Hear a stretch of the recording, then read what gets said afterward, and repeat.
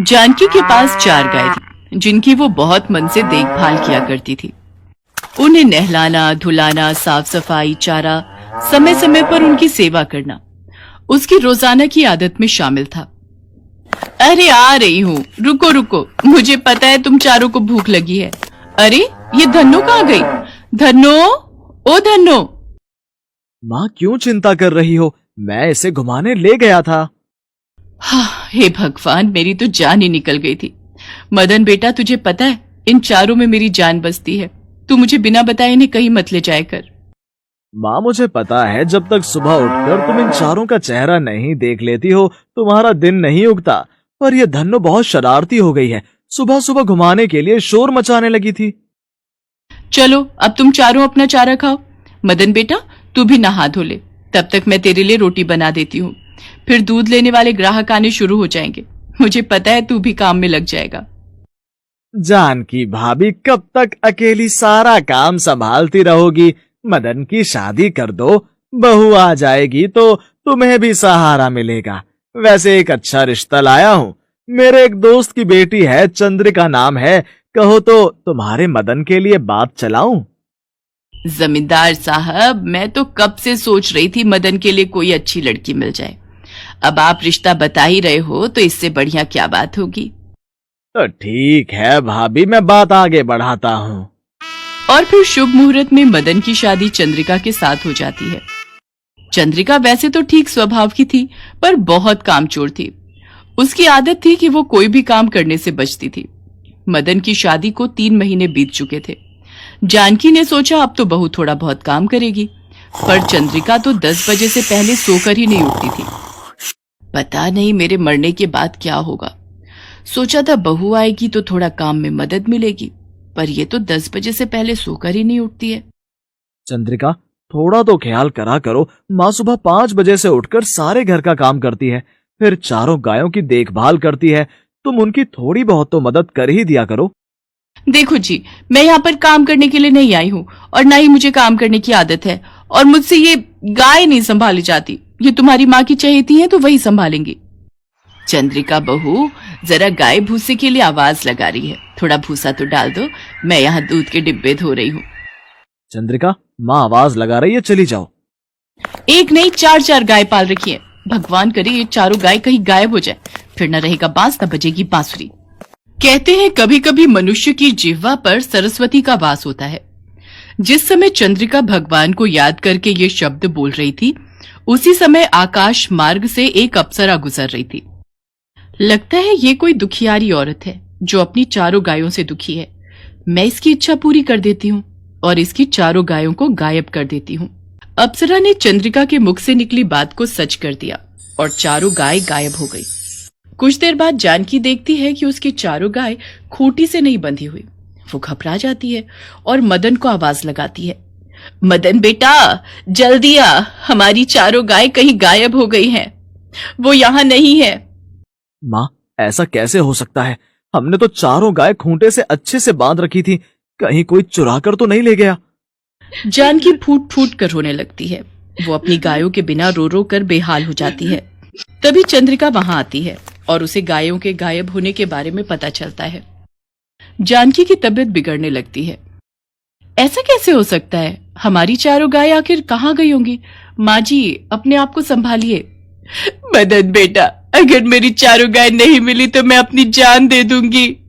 जानकी अपनी गायों के बिना बिल्कुल उदास हो गई थी। उसका न खाने का मन करता था न कुछ पीने का। इसलिए जानकी बीमार रहने लगी और उसकी तबीयत बहुत खराब हो गई। ये देखकर मदन और चंद्रिका बहुत उदास थे। एक दिन चंद्रिका आंगन में उदास बैठी थी। तभी वो अप्सरा एक बार फिर वहां से गुजरी तो उसने चंद्रिका को फिर से उदास देखा। अरे, ये तो वही औरत है जो उस दिन उदास थी। आज फिर ये उदास है। अब इसे क्या परेशानी हो सकती है? मुझे उसके पास जाकर पूछना ही होगा। अप्सरा एक औरत का रूप लेकर चंद्रिका के पास जाती है। क्या हुआ? तुम उदास क्यों बैठी हो? अम्मा, मेरी सास जिन गायों को बहुत प्यार से पालती थी, उनकी देखभाल करती थी, न जाने वो चारों गाय कहाँ गायब हो गई। माँ जी की तबीयत बहुत खराब है। उनकी ये हालत मेरे से देखी नहीं जा रही। हो सकता है तुमने भगवान से कभी ऐसा ही कुछ मांगा हो जो उस समय पूरा हो गया हो, जो तुम्हें नहीं मांगना चाहिए था। चंद्रिका अपने द्वारा बोले गए वो शब्द याद करती है और उसकी आंखों में आंसू आ जाते हैं। मुझे याद आ गया, मैंने ही भगवान से ऐसी विनती की थी। मुझे अपनी भूल का एहसास हो गया है। मैंने अपने फायदे के लिए माँ जी के दिल को दुख दिया है। काश वो चारों गाय फिर से वापस आ जाए। मैं उन्हें बहुत प्यार करूंगी और उनकी खूब देखभाल करूंगी। चंद्रिका के इतना कहते ही वो औरत अप्सरा के रूप में आ जाती है। ये देखकर चंद्रिका चौंक जाती है। वो देखो चंद्रिका, तुम्हारी चारों गाय आराम से खूंटी से बंधी चारा खा रही हैं। मैंने ही तुम्हारी चारों गाय गायब की थी।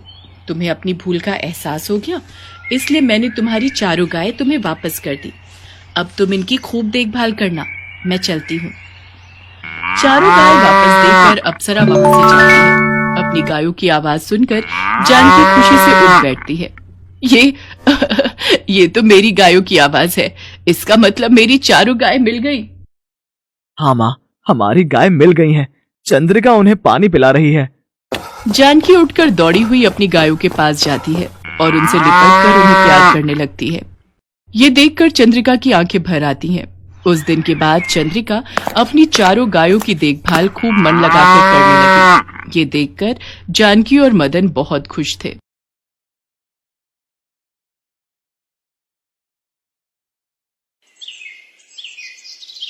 उर्मिला माधोपुर गांव में रहती थी। उसके पास पारो नाम की एक पालतू गाय थी। पारो उर्मिला के साथ पिछले कई सालों से है। पति के देहांत के बाद इसी गाय के सहारे उर्मिला ने अपने परिवार को चलाया। उसकी गाय का दूध पूरे गांव में मशहूर था। गांव के सभी लोग उर्मिला से ही दूध लेते थे। उर्मिला का बेटा शहर में पढ़ता था। वहीं उसे पूनम नाम की एक लड़की से प्यार हो गया और उसने अपनी माँ को बिना बताए पूनम से मंदिर में शादी कर ली। आज वो गांव वापस आने वाला था। उर्मिला बहन, 2 किलो कर देना दूध। 1.5 किलो मुझे भी देना। क्या बात है उर्मिला बहन, आज तो तुम बड़ी खुश दिखाई दे रही हो। बात ही खुशी की है सरोज बहन। आज मेरा बेटा गांव वापस आ रहा है। बस जल्दी जल्दी काम निपटाकर उसी के लिए बढ़िया बढ़िया पकवान बनाऊंगी। पता नहीं शहर में उसे क्या खाने को मिलता होगा और क्या नहीं। अच्छा तो ये बात है। चलो बहुत बढ़िया हुआ। कब से बेटे के बिना अकेले रहते रहते तुम उदास हो गई हो।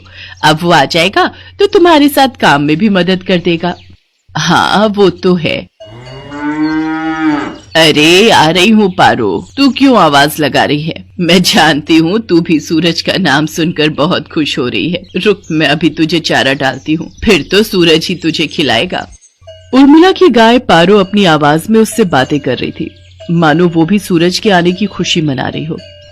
शाम के समय सूरज आ जाता है, पर अपने बेटे के साथ बहू को देखकर उर्मिला को बहुत बुरा लगता है। माँ तुम नाराज मत हो, सब कुछ बहुत जल्दबाजी में हुआ। पूनम के पिताजी की तबीयत ठीक नहीं थी और वो चाहते थे कि हम ये शादी जल्दी से जल्दी कर लें, इसलिए मैं आपको बता ही नहीं पाया। पर अब मैं आपके साथ ही रहूंगा, आप चिंता मत करो। और माँ पूनम बहुत अच्छे स्वभाव की पढ़ी लिखी लड़की है, आप एक दूसरे को आसानी से समझ जाओगे। ठीक है, देखती हूँ वो मुझे कितना समझती है। गांव के रहन सहन और शहर के रहन सहन में बहुत फर्क है बेटा। उर्मिला की तरह पूनम घर के कामकाज नहीं कर पाती थी। उसे तो घर का कोई भी काम करना नहीं आता था। सूरज, तुमने मुझे कहाँ लाकर पटक दिया है? मुझसे ये घर के काम नहीं होते। हमें शहर वापस चलना चाहिए। उस गाय का गोबर साफ करो, उसे चारा डालो, उसे नहलाओ, घर की लीपा पोती करो। ये सब करके तो बदबू के मारे मेरा बुरा हाल हो रहा है। ऊपर से तुम्हारी माँ को माँ जी का नाटक करते हुए लहसुन प्याज ही काटती रह जाऊंगी। कैसी बातें कर रही हो पूनम? यहाँ पर सारा कामकाज बना हुआ है। मैं तो यहाँ पर बढ़िया सी डेयरी खोलने की सोच रहा हूँ। दूध, घी, पनीर, दही और कुछ खास मिठाइयों की बहुत ही बढ़िया डेयरी खुल जाएगी। हमारी अच्छी खासी कमाई हो जाएगी।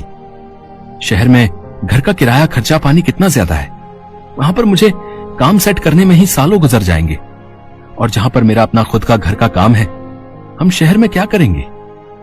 तुम्हें पता भी है हमारी गाय का दूध पूरे गांव में मशहूर है। सोचो हम कितना कमा लेंगे। और फिर हमारे यहाँ रहने से माँ को भी सहारा रहेगा। वो बेचारी अकेले काम नहीं संभाल पाती है। अच्छा तुम काम करो, मैं थोड़ी देर बाजार होकर आता हूँ। कह तो सूरज ठीक ही रहे हैं। शहर में काम करने के लिए पैसों की भी जरूरत होगी। यहाँ पर तो अपना मकान, अपना काम है, और फिर हमें तो पैसे कमाने से मतलब है। कुछ सालों में अच्छे पैसे कमा लिए तो बाद में शहर जाकर बस जाएंगे। पर मुझे किसी भी तरह से सासू माँ से अलग होना है, ताकि उस गाय पर मेरा कब्जा हो जाए। पता नहीं, माँ जी तो बहुत चालाक है, कितने पैसे अपने अंदर करके बैठी होंगी। पूनम को पता था कि सूरज गांव में ही काम बढ़ाने वाला है, इसलिए वो अलग होने के रास्ते ढूंढने लगी। सूरज, सुबह से काम कर करके मैं थक गई हूँ। मेरे आने के बाद माँ जी ने घर के सारे काम मेरे ही जिम्मे डाल दिए हैं। गाय को नहलाना, धुलाना, गोबर साफ करना, चारा डालना, सारी देखभाल तो मैं करती हूँ। और दूध बेचने के टाइम पर माँ जी गल्ला लेकर तख्त पर खुद बैठ जाती हैं। ऐसे थोड़ी होता है।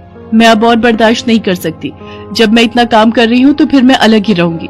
मुझे माँ जी के साथ नहीं रहना। और हाँ, उस गाय पर मेरा हक है। मुझे तो बस बंटवारा चाहिए, गाय का बंटवारा। पूनम इतनी जोर जोर से चिल्लाकर ये बात कह रही थी कि उसकी बात उर्मिला के साथ साथ पड़ोसियों ने भी सुन ली और सब वहाँ आ गए। बहू, बंटवारा?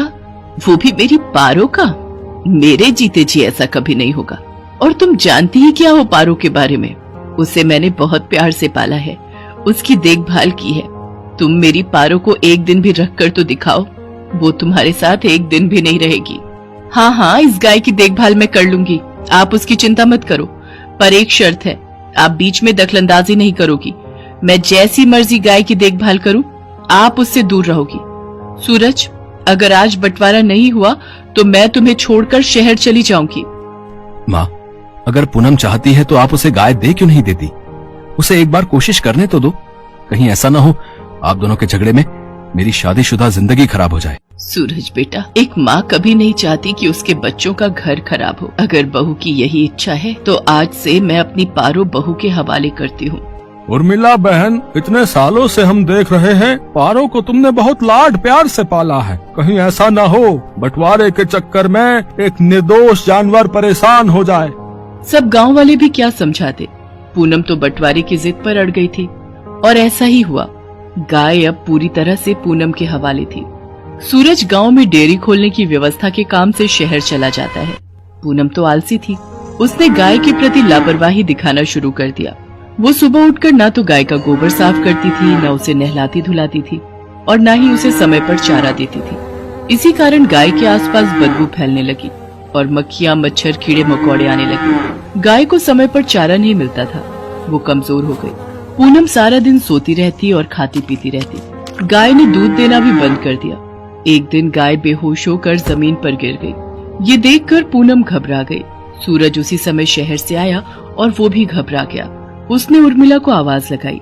उर्मिला दौड़ती हुई अपनी पारो के पास आई और बिलख बिलख कर रोने लगती है। पारो, पारो उठ, देख देख, मैं तुझे आवाज लगा रही हूँ। पूनम, पारो की देखभाल की जिम्मेदारी तुमने ली थी ना, फिर उसका ये हाल कैसे हो गया? मुझे माफ कर दो सूरज, गलती मेरी ही है। मेरे कारण पारो आज इस हालत में है। मैं सचमुच माँ जी की तरह पारो की देखभाल नहीं कर सकी। माँ जी, मुझे माफ कर दीजिए। उर्मिला दौड़कर चारे के पास जाती है और चारे को उठाकर पारो के आगे रखती है। पारो को उर्मिला के स्पर्श का एहसास होता है, वो थोड़ा सा हिलती है। ये देखकर सब खुश हो जाते हैं। उर्मिला अपने हाथों से पारो को चारा खिलाती है। पारो खुशी खुशी ढेर सारा चारा खा लेती है, मानो वो कब से उर्मिला के हाथों से ही चारा खाना चाह रही थी। पूनम को अपनी गलती का एहसास हो जाता है और वो उर्मिला से माफी मांगती है। कुछ दिनों में पारो फिर से ठीक हो जाती है। अब सूरज ने भी गांव में एक बड़ी डेयरी खोल ली थी। धीरे धीरे सब कुछ ठीक हो जाता है और दोनों सास बहू मिलकर पारो की देखभाल करने लगती है। पारो भी अब बहुत खुश थी।